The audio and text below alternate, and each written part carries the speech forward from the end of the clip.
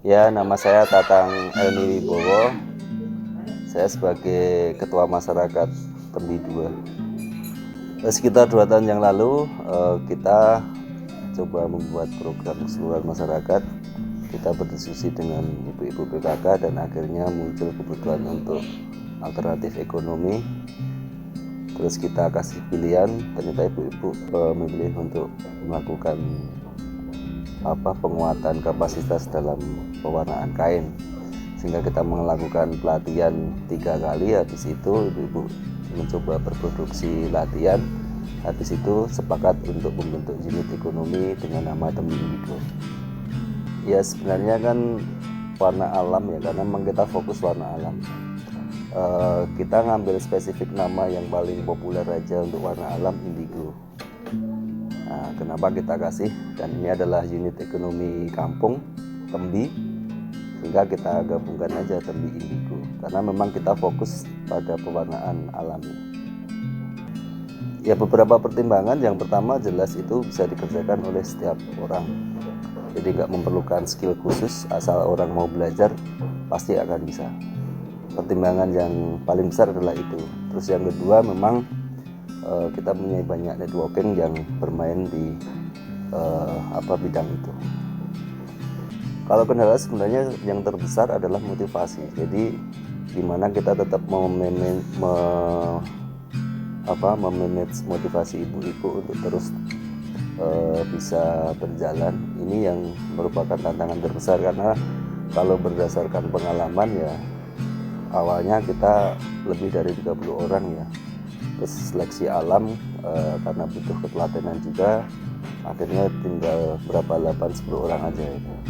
Beberapa hal yang kita lakukan, yang pertama kaitannya dengan hasil, karena kan ketika orang melakukan sesuatu ada hasilnya, kita berharap akan termotivasi, sehingga ketika kita mencoba untuk berlatih itu sekaligus kita pasarkan langsung hasil karya ibu-ibu, dan ketika ada hasilnya kita kasihkan langsung juga, sehingga mereka kita berharap akan termotivasi. Itu yang pertama. Yang kedua adalah kita memberikan teknik-teknik baru yang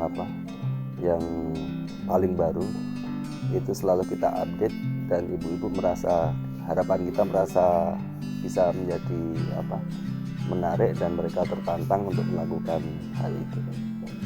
Target pasar sebenarnya adalah secara umum, cuma karena kita dari awal sudah niat khusus warna alami, sehingga memang target pasarnya agak spesifik bagi orang-orang yang memang concern di isu-isu lingkungan.